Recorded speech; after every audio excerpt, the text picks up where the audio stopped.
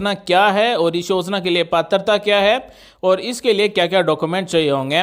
1 लाख युवाओं को प्रतिवर्ष तथा 10 वर्षों में कुल 10 लाख युवाओं को स्वरोजगार के अवसर दिए जा रहे हैं। तो साथियों, वर्ष 2025 में 1 लाख युवाओं को 5-5 लाख रुपए बिना ब्याज के मिलेंगे और आने वाले 10 साल में 10 लाख युवाओं को मिलेंगे।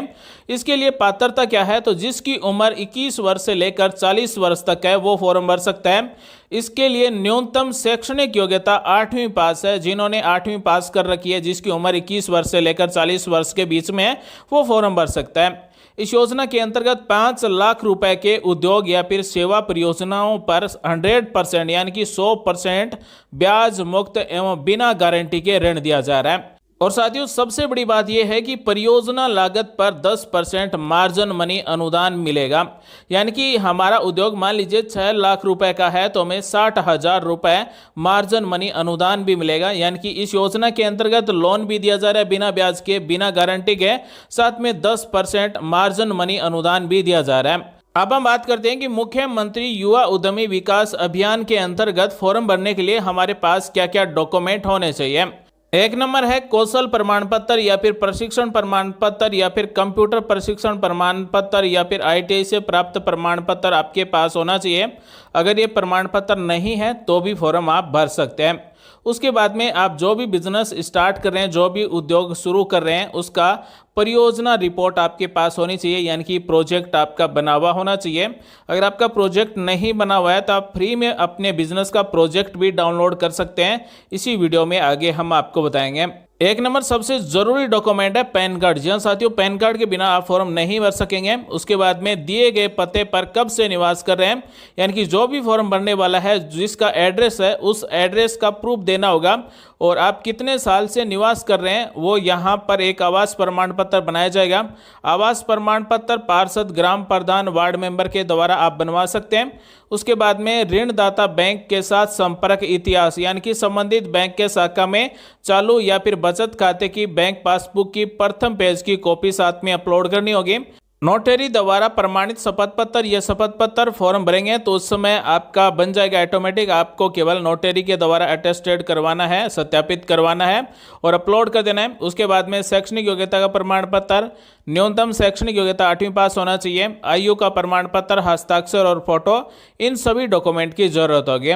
अब हम आपको बताते हैं कि इस मुख्यमंत्री युवा उद्यमी विकास अभियान के अंतर्गत ऑनलाइन फॉर्म कैसे भरा जाता है। तो साथियों, लोन के लिए फॉर्म भरना चाहते हैं तो अप्लाई लोन पर आपको क्लिक कर देना है। तो उसके बाद में इस तरह से पोर्टल ओपन हो जाएगा। दोस्तों, सबसे पहले आप इस वीडियो को देख लें, उसके बाद में ही आपको फॉर्म भरना है ताकि आपका लोन का फॉर्म रिजेक्ट ना हो। इस ऑफिशियल पोर्टल की लिंक आपको वीडियो के डिस्क्रिप्शन में मिल जाएगी। इस योजना के लिए वही पात्र है जो राज्य या फिर केंद्र सरकार की कोई ऐसी योजना जिसमें ब्याज या फिर पूंजी घटक शामिल हो। यानी कि अगर आपने पहले से किसी ऐसी योजना के अंतर्गत लाभ ले रखा है, लोन ले रखा है, जिसमें पहले से आपको मार्जिन मनी पर अनुदान दिया जा रहा है या फिर ब्याज सब्सिडी दी जा रही है, तो आपको ये लोन नहीं मिलेगा। अगर किसी ने PM स्वनिधि योजना के अंतर्गत लोन ले रखा है तो वो फॉर्म भर सकता है, या फिर आपने किसी भी सरकारी योजना के अंतर्गत लोन नहीं लिया है तो फॉर्म भर सकता है। सबसे पहले हमें यहाँ पर एक रजिस्ट्रेशन करना होगा, नवीन उपयोगकर्ता पंजीकरण, इस पर हमें क्लिक कर देना है। तो यहाँ पर एक छोटा सा रजिस्ट्रेशन होगा। सबसे पहले यहाँ से योजना का नाम सेलेक्ट कर लेना है, मुख्यमंत्री युवा उद्यमी विकास अभियान सेलेक्ट करेंगे। उसके बाद में जो भी ये लोन लेना चाहता है उसके आधार नंबर यहाँ पर टाइप कर देना है और वैलिडेट पर क्लिक कर देना है। आधार कार्ड में जुड़े मोबाइल नंबर पर OTP भेजा जाएगा। OTP हमें यहाँ पर टाइप कर देना है, वेरीफाई पर क्लिक कर देना है। उसके बाद में आधार कार्ड में जो नाम है वो नाम ऑटोमेटिक आ जाएगा। आधार कार्ड में जो डेट ऑफ बर्थ है वो डेट ऑफ बर्थ यहाँ पर ऑटोमेटिक आ जाएगी। पिता का नाम ऑटोमेटिक आ जाएगा। हमें यहाँ पर मोबाइल नंबर टाइप करना है। अगर आपके पास ईमेल आईडी है तो ईमेल आईडी टाइप करेंगे और अपने जिले का नाम यहाँ से सेलेक्ट करेंगे। यहाँ पर कैप्चा कोड मिलेंगे, ये यहाँ पर हमें टाइप कर देना है और सबमिट पर क्लिक कर देना है। तो हमारा रजिस्ट्रेशन का फॉर्म सबमिट हो जाएगा। इस तरह से हमें यूजर नेम मिलेगा और पासवर्ड मिलेगा। ये हमारे मोबाइल नंबर पर मैसेज के द्वारा भी भेजा गया है। ये पासवर्ड यूजर नेम लगाकर हमें लॉगिन करना होगा। ओके पर हमें क्लिक कर देना है। जो यूजर नेम और पासवर्ड हमें मिला है वही यूजर नेम हम यहाँ पर टाइप करेंगे और वही पासवर्ड हमें यहाँ पर टाइप कर देना है।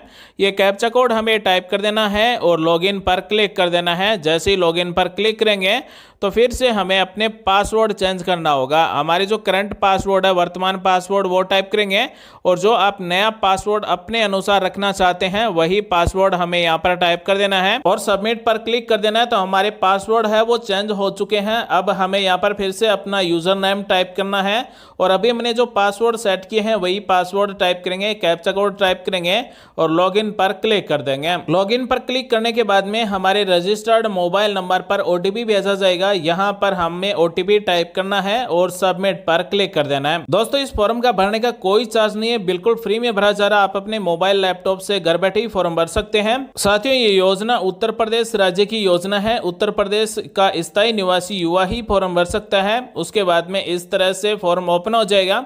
यहाँ पर 1 नंबर स्टेप है व्यक्तिगत विवरण, 2 नंबर है परियोजना का विवरण और 3 नंबर है बैंक विवरण।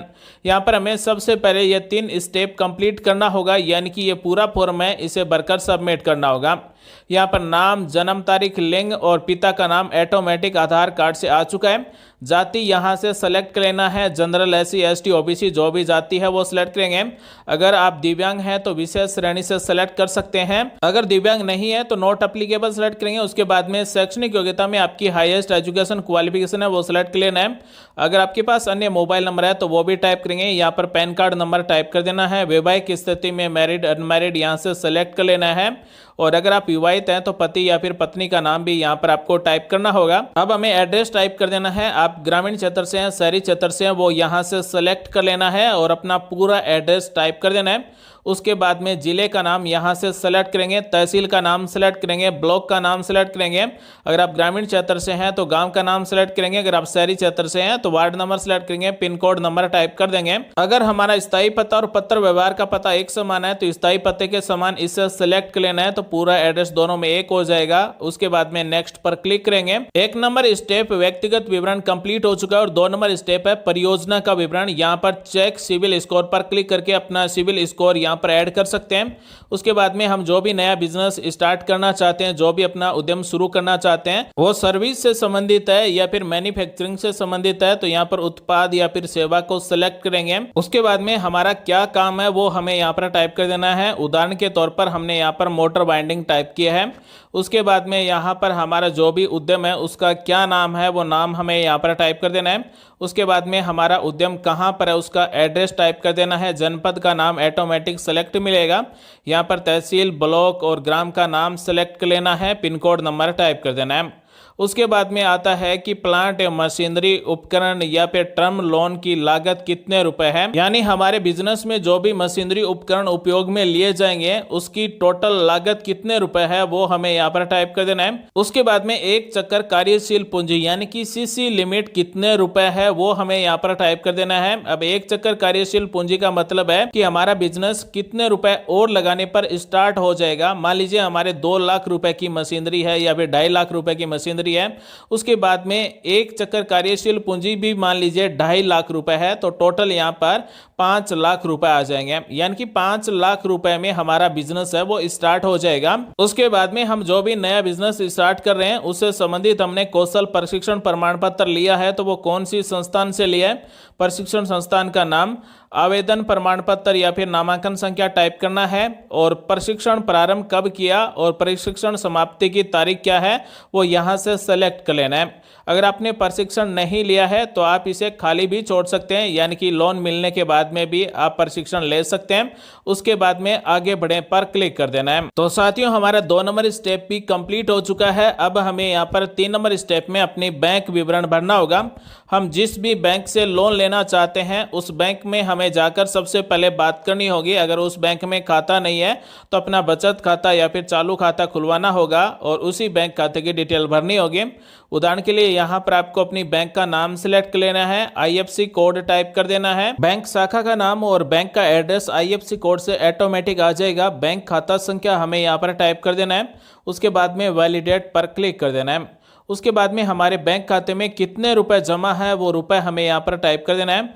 अब यहाँ पर रुपए कितने जमा होने चाहिए वो भी हम आपको बता देते हैं। साथियों, हमारे बिजनेस में जितने भी रुपए लग रहे हैं उसका 12.50% स्वयं का अंशदान देना होगा। यानी कि मान लीजिए हमारा बिजनेस है वो 5 लाख रुपए में स्टार्ट हो रहा है, तो 5 लाख का 12.50% 62,500 रुपए हमारे पास होने चाहिए। यानी कि इतने रुपए हमारी तरफ से लगाने होंगे, बाकी का हमें लोन मिल जाएगा। तो यहाँ पर हमारे बैंक खाते में 62,500 रुपए होना जरूरी है।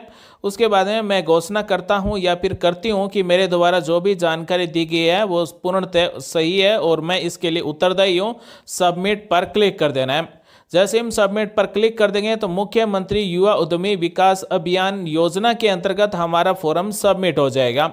अब फॉर्म सबमिट होने के बाद में हमें दस्तावेज अपलोड करना होगा। तो यहाँ पर 3 नंबर पर मिलता है दस्तावेज अपलोड करें, इस पर हमें क्लिक कर देना है। उसके बाद में कलर पासपोर्ट साइज की फोटो अपलोड कर देना है, हस्ताक्षर अपलोड कर देना है, आयु का प्रमाण पत्र अपलोड कर देना है, शैक्षणिक योग्यता का प्रमाण पत्र अपलोड कर देना है। अगर SC ST OBC से है तो जाति प्रमाण पत्र अपलोड करेंगे। 6 नंबर दस्तावेज है ऋण प्रदाता बैंक के साथ संपर्क इतिहास, यानी कि जिस भी बैंक से हम लोन लेना चाहते हैं उस बैंक की डिटेल और हमारा जो भी बिजनेस स्टार्ट कर रहे हैं उस बिजनेस से संबंधित डिटेल इस फॉर्म में भरना है। इस फॉर्म को प्रिंट कर लेना है, पूरा पेन से भरना है, उसके बाद में स्कैन करना है और अपलोड कर देना है। और इस मुख्यमंत्री युवा उद्यमी विकास अभियान योजना के अंतर्गत आप किसी भी बैंक से लोन ले सकते हैं। तो साथियों, बैंक योग्य परियोजना रिपोर्ट को 6 नंबर में अपलोड करेंगे। 7 नंबर दस्तावेज है हमने फॉर्म भरते समय जो भी एड्रेस दिया गया उस एड्रेस पर हम कब से रह रहे हैं इसका प्रमाण पत्र, अगर आप ग्रामीण क्षेत्र से हैं तो सरपंच के द्वारा, अगर आप शहरी क्षेत्र से हैं तो वार्ड पार्षद के द्वारा अपने लेटर हेड पर लिखवा कर अपलोड करेंगे। उसके बाद में जो भी फॉर्म भर रहा है उसका पैन कार्ड स्कैन करना है, अपलोड कर देना है। उसके बाद में है 9 नंबर दस्तावेज परियोजना रिपोर्ट, यानी कि हम जो भी बिजनेस स्टार्ट कर रहे हैं उसका प्रोजेक्ट रिपोर्ट बनाना है और यहाँ पर अपलोड कर देना है।